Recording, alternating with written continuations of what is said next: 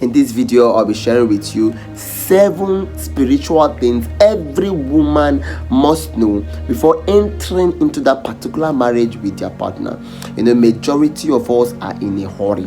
Majority of us are so fast to enter into marriage that we do not check important spiritual things that will either make or mar that particular union. This video is a spiritual eye-opener that will transform the life of many. But before we go deep into this particular video, if you know that you are watching me right now and you haven't subscribed to this channel, please do it to subscribe, to like, to comment on this particular video so that the algorithm will be favorable to this video and other persons will see this video and be blessed just like you are about to be blessed. Now, what are the 7 spiritual things every woman must know before entering into that marriage with their partner? Number 1 is the spiritual background of the man's family. The spiritual background of the man's family. I've seen so many women suffer inside of marriage by virtue of or by reason of the spiritual background of their husband's family. I've seen a lot of persons enter marriage and don't get pregnant. I've seen a lot of persons enter marriage and die as a result of the spiritual background of their husband's family. Whenever you are entering into marriage, do not make the mistake of never checking the spiritual background of your husband's family. Ask questions. What are the spiritual backgrounds? The forefathers, have they ever served idols before? The current spiritual state of this family, what are they doing here? What are they doing there? You have to understand this spiritual background because this keeps you on the edge. This helps you prepare yourself in place of prayer. This helps you arm yourself in place of warfare. I know that it is important that you are praying on your own, asking God to help you. I know that it is important that you are praying alongside your prayer warriors, digging deep to know the spiritual background of that family. But while you are doing it spiritually, do it physically. Ask questions. There are people who know that family. Ask questions. Ask about the spiritual background of the man. Ask, has he been married before? If he has been married before, has the wife died or is the wife ever alive? Ask questions. Know the spiritual background of your husband, because the moment the Bible says when two shall come together and they shall become one, the moment you get married to that man, you are automatically marrying his problems alongside.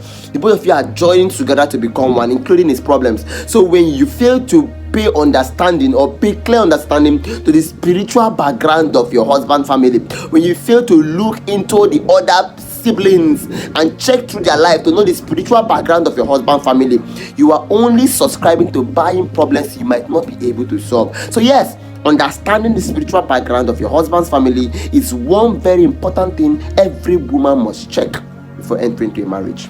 But 2 is the spiritual capacity of your man. The spiritual capacity of your man. Now, this particular one is not for anybody who do not fancy spirituality. It's not for those persons who do not believe in marrying spiritual men. But when you have the understanding of I want to marry a spiritual man, when you have come to the point where you realize that your husband is beyond just your lovey in the room, he is your priest. You have to find the spiritual capacity of your husband. You have to know who your husband stands for in the realm of the spirit.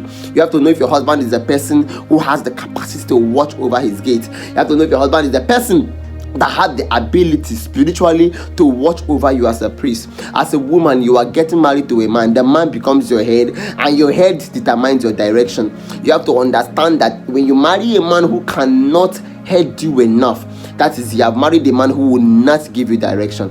Your husband must be capable enough spiritually to carry you in terms of capacity. Your husband's spiritual capacity. Now, most of us make the mistake of thinking that the spiritual capacity just has to do with Christian spirituality.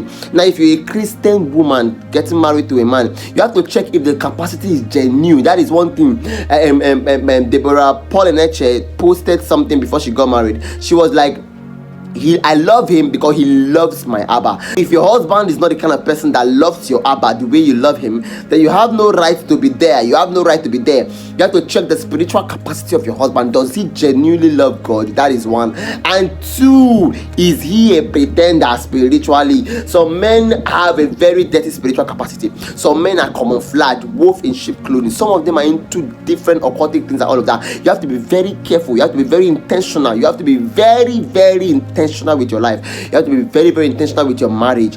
Check the spiritual capacity of your husband so that you don't get married to the weapon fashioned against you. Now, the third thing is any family pattern, good or bad.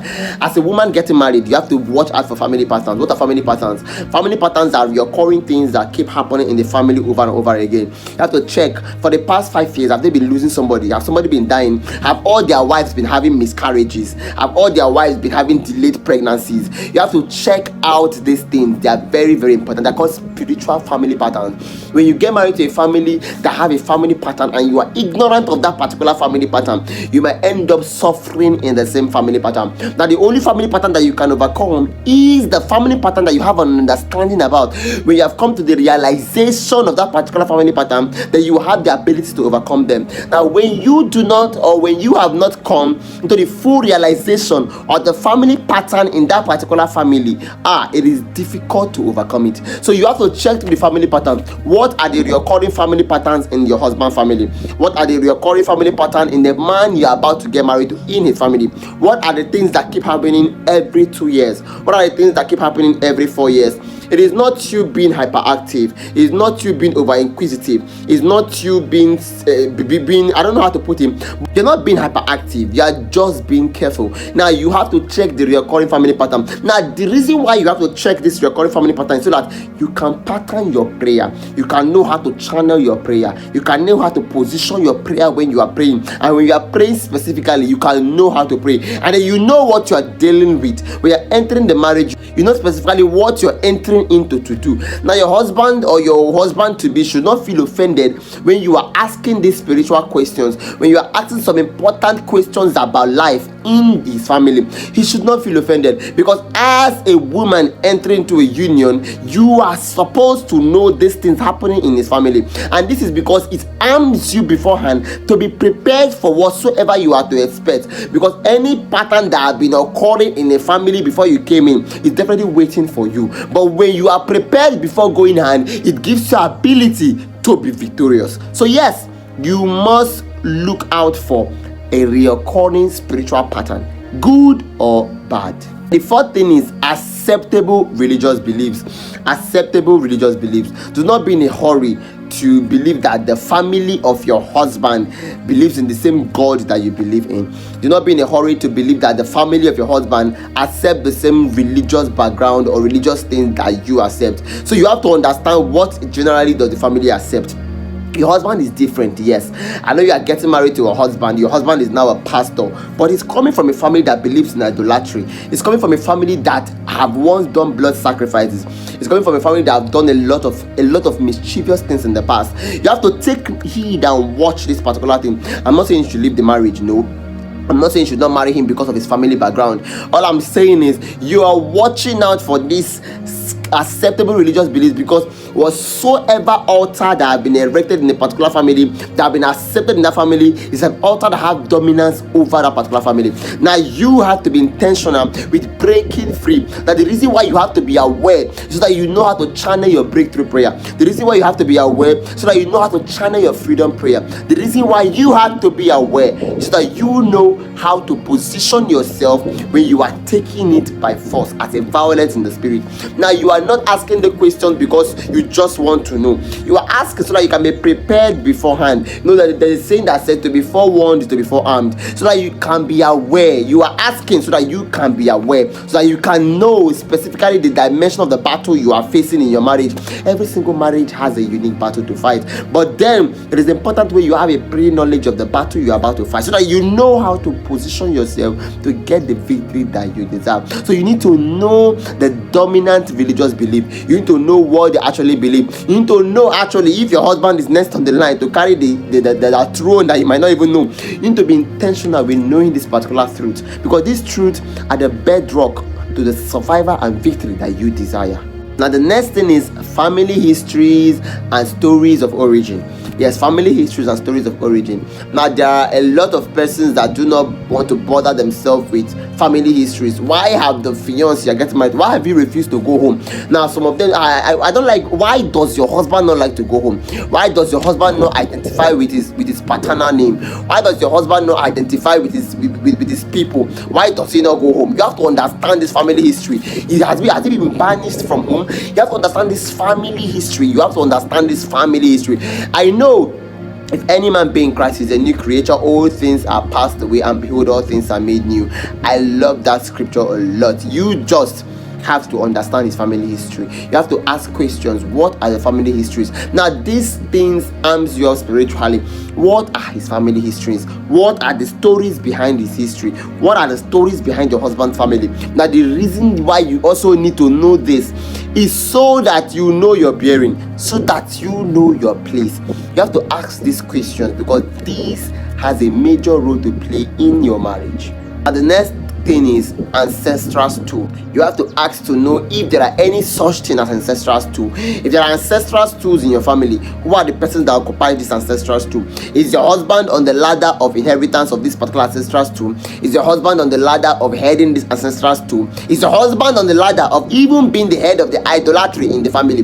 Now, the reason why you need to know this is because if your husband is on the ladder, you have a lot of prayer to do. If your husband is next in line, you have a lot of prayer to make. If your husband is rejecting the ancestral stool, you still have a lot of prayer to do. So the reason why you need to know, so that is why you have to ask your husband these particular questions, so that you arm yourself to know how the prayer is to go. You arm yourself to know how to be prepared to fight the battles ahead of you. You arm yourself to know what exactly God has sent you to that particular family to do. Do not be ignorant of the devices of the enemy. Most of us want to act ignorant. Oh, my husband has given his life to Christ, he has repented. My husband to be has repented, but he's coming from a family where he was supposed to inherit the ancestors too. Oh, and you do not think it's important you pray about it, and you do not think it's important you take the bull by the horn and go to God in prayer and get the victory that you deserve. Your husband might have repented and all things are made new, but the ancestral stool is still there. The reason why you have to intentionally pray and break that covenant and free yourself from the bondage of the enemy. Ask this particular question. It is very, very important. Is there an ancestral stool in your family? Are you next in line for the inheritance? Let your husband give you the answers, because you need these answers to prepare yourself for any form of warfare at all. And finally, betting positions in the family. What is your husband's bet position? Is it the first child? Is it the third child? The reason why you need to know is because there are significance of bet positions. There is the significance of a firstborn in your family. There is significance of a secondborn. There is significance of a thirdborn. You need to know your husband's betting position. You need to know the betting position he occupies in the family. Reason being that this position has some scriptural meaning, has some supernatural meaning also, so that you know what exactly the responsibilities that are ahead of him. When husband is the first child, then you need to understand that there are a lot of spiritual responsibility, a lot of spiritual gates available for him to open. You need to come to the point where you understand that this is not just a battle for him alone, it is a battle for the both of you, a battle for financial freedom, a battle for everything to open doors, because the moment your husband opens the doors, every other children begin to partake in this particular opening. So you need to understand the betting place of your husband. This is very, very much important. I want to believe this particular video has helped someone. Please, I would like to know your comment on how this particular video helped you in the comment section. I pray for you. May the good Lord grant you wisdom and understanding in your marriage. And please, if you know you've not subscribed to this particular YouTube channel, please do well to subscribe, like, share, and comment, so that the algorithm will be favorable to this video and other persons will see this video and be blessed just like you are blessed. See you next time. God bless you.